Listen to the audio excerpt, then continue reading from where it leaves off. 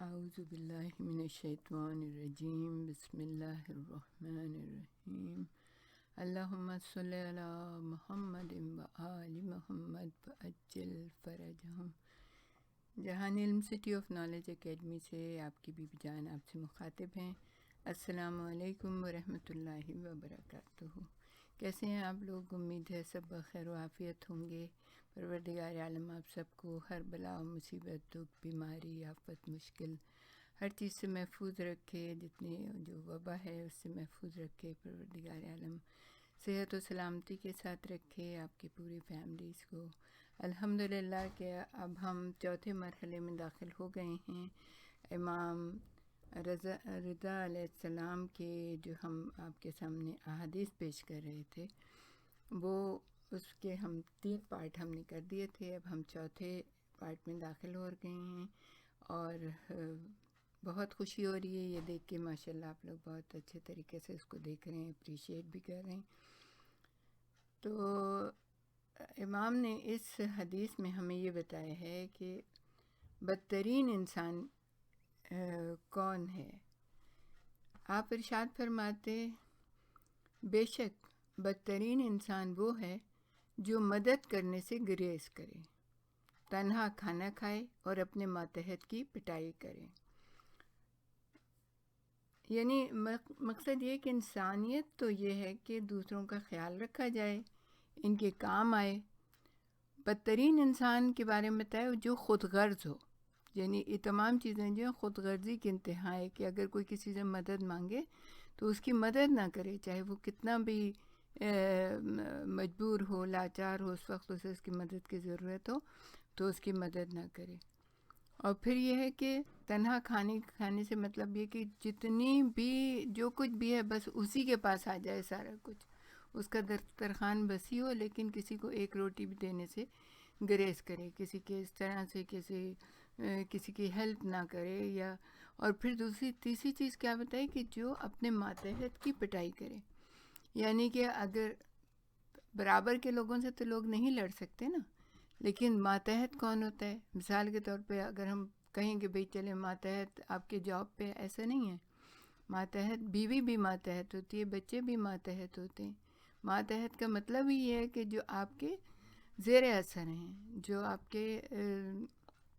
Under میں ہیں، تو وہ آپ ان کے جو ہے نا کس طرح سے لوگ کرتے ہیں کہ بیوی کے ساتھ کتنی زیادتی کرتے ہیں، بچوں کے ساتھ کتنی زیادتی کرتے ہیں، نوکروں کے ساتھ کتنی زیادتی کرتے ہیں اپنے۔ تو کہا کہ بدترین انسان وہ ہے جو اپنے کیونکہ اپنے برابر والے سے نہیں لڑ سکتا وہ نا، ان کے لیے تو چاہیے کہ وہ بہت ہی زیادہ صحیح طریقے سے رہیں اور صحیح طریقے سے جو ہے، کیونکہ وہ ان کی عزت کریں گے۔ اگر وہ باہر جا کے اس طرح لڑنا جھگڑنا شروع کر دیں، مار پیٹ کرنی شروع کر دیں، کون ان کی عزت کرے گا؟ تو باہر تو انسان بہت اچھا رہتا ہے، اپنے کردار کو ایسا بنا کے اور بہت اچھا بن کے رہتا ہے، لیکن جو گھر والے ہیں ان کے ساتھ وہ زیادتیاں بھی کرتا ہے، گھر کے نوکروں کے ساتھ بھی زیادتی کرتا ہے، بیوی بچوں کے ساتھ بھی زیادتی۔ تو یہ تینوں چیزیں جو ہے نا بدترین انسان کی خاصیت بتائی ہے امام نے، کہ چیریٹی نہیں کر سکتا، اور جو ہے نا کھانے میں سے اپنے کچھ شیئر نہیں کر سکتا کسی سے، اور جو ہے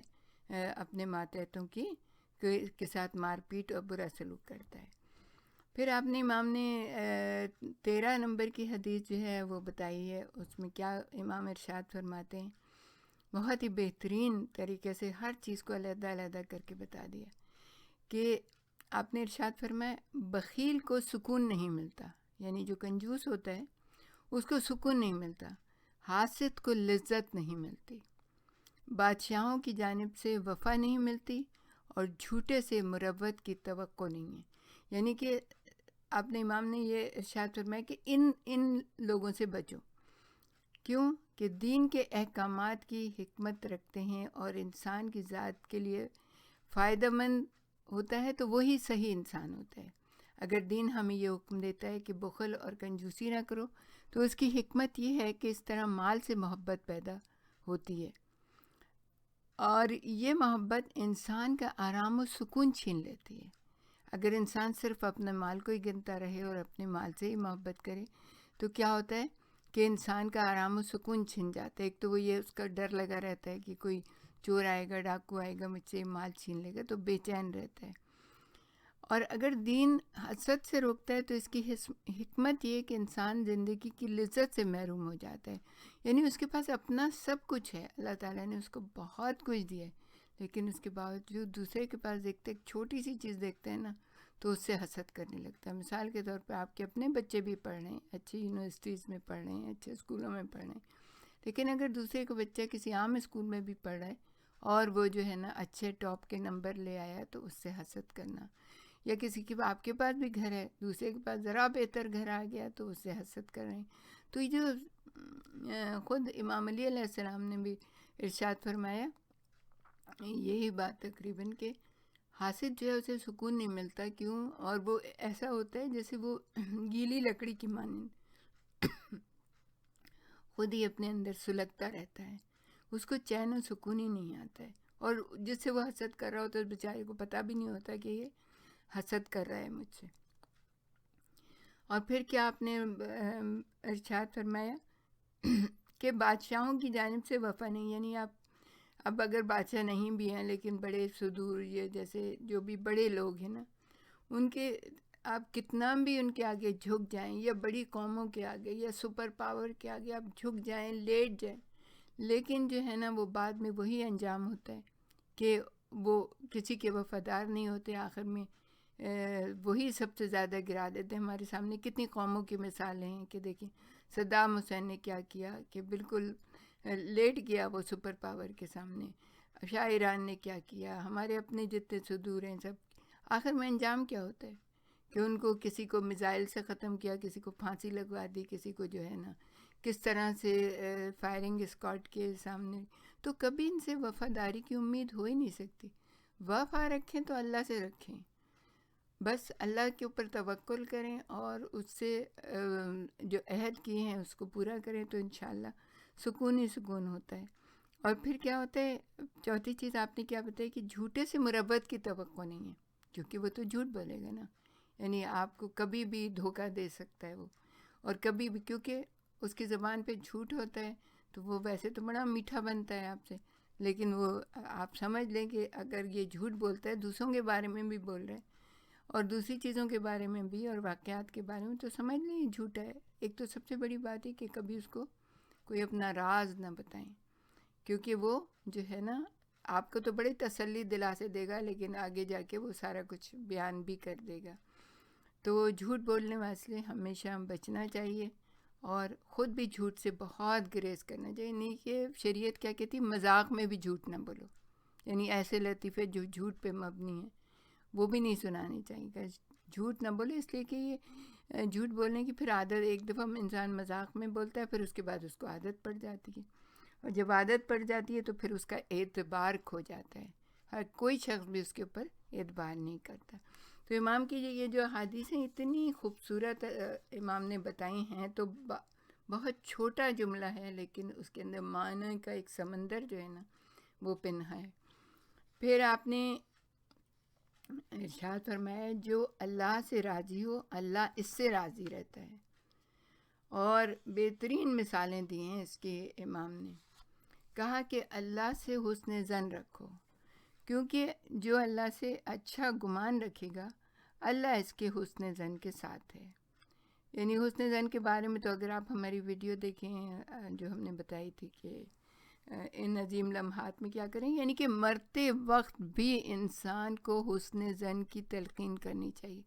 کہ تم اللہ کے اوپر بھروسہ رکھو، اللہ تمہارے ساتھ اچھا ہی کرے گا، کیونکہ اس نے دنیا میں ہر نعمت سے تمہیں نوازا ہے۔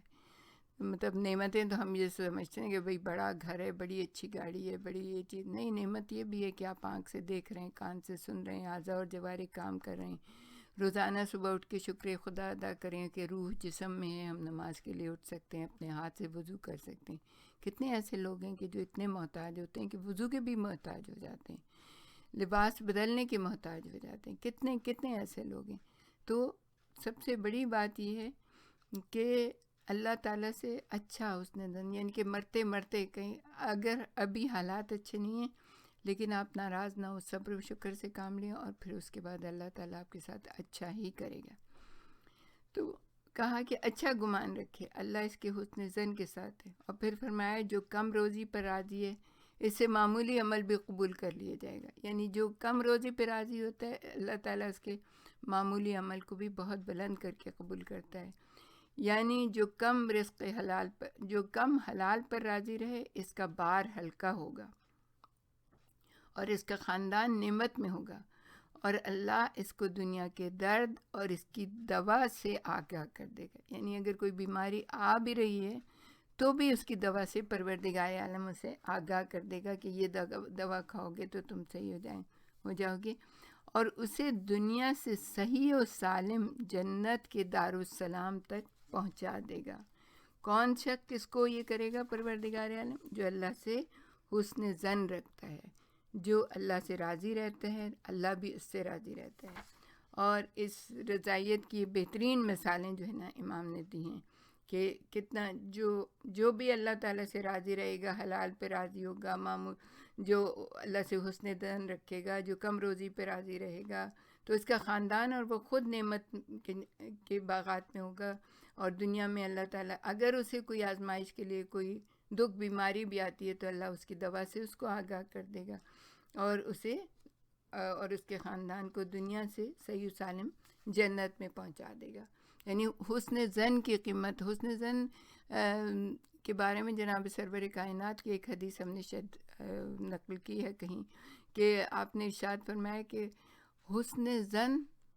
جنت حسن ظن کی قیمت ہے. کچھ اس طرح سے، شاید یہ میں اپنے الفاظ میں بتا رہی ہوں کہ اللہ، آپ نے ارشاد فرمایا اللہ پر حسن ظن کی قیمت جنت ہے. یعنی اللہ تعالیٰ اس کو جو اللہ پہ حسن ظن رکھتا ہے اس کو ڈائریکٹ وہ جنت میں پہنچا دیتا ہے. اور مرتے وقت تو خاص طور پہ اسی لیے کہا جاتا ہے کہ تلقین کرو اللہ پہ حسن ظن کی، کہ جو شخص جا رہا ہے وہ پریشان ہے، ظاہر ہے وہ بہت زیادہ پریشان ہوتا ہے. ویسے بھی انسان جب سفر پہ جاتا ہے تو پریشان ہوتا ہے، اور یہ تو دنیا سے آخرت کا سفر ہے تو ظاہر ہے انسان کتنا پریشان ہوتا ہے. تو جو بھی اس شخص کے پاس ہو، جانے والے کے پاس، وہ ضروری ہے کہ حسن ظن رکھے اور اللہ کے اوپر اس کو حسن ظن کی تلقین کرے کہ تمہارے ساتھ اللہ تعالیٰ بہت اچھا معاملہ کرے گا. تو اگر وہ مطمئن ہو جائے گا تو اس کو بھی، جس نے اسے تلقین کیا، اس کو بھی ثواب ملے گا، اور جانے والے کے لیے تو حسن ظن کی قیمت جنت ہے. پھر آپ نے ارشاد فرمایا بہت ہی بہترین حدیث، بس ایک آپ کے سامنے پیش کریں گے اور پھر اس کے بعد اگلی ویڈیو میں، کہ ارکان ایمان کون سے ہیں. تو آپ نے ارشاد فرمایا 8ویں امام علی رضا علیہ السلام نے کہ ایمان کے 4 ستون ہیں: اللہ پر توکل، قضاء الہی پر رضامندی، حکم خدا پر تسلیم، اور کام کو اللہ کے سپرد کر دینا.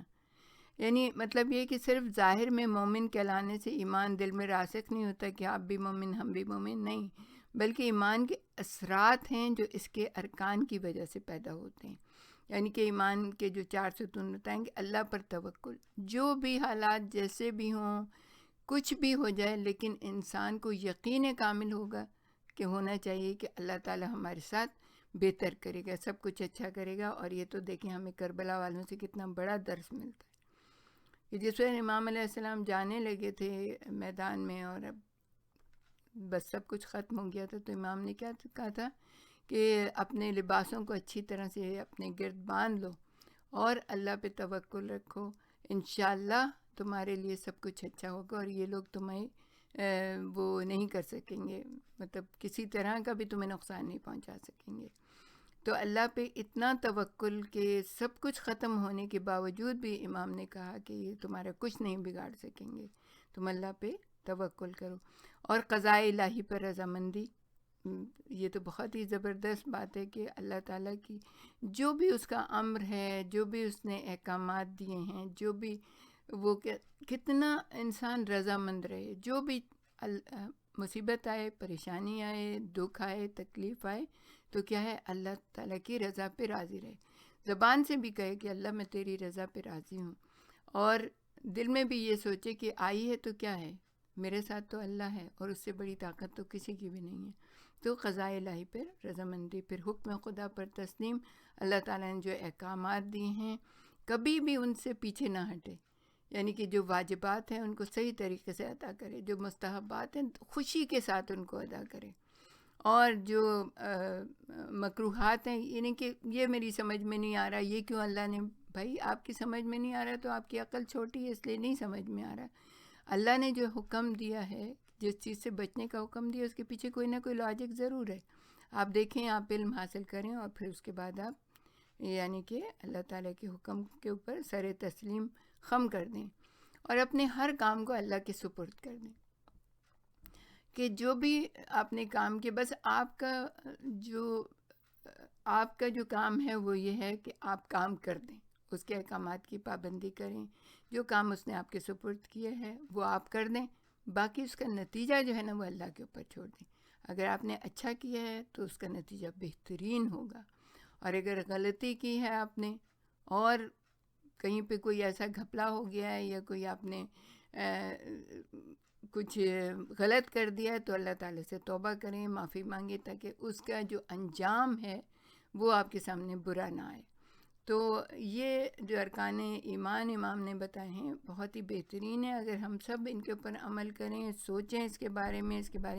ایک ایک چیز کے بارے میں علم حاصل کریں، تو پھر یقیناً ہم جو ہے نا مومن کہلانے کے مستحق ہوں گے. وآخر دعوانا ان الحمد للہ رب العالمین. ہمارے ساتھ ہی رہیے گا، ہم آپ کو اور بھی بہت کچھ بتانا چاہیں گے.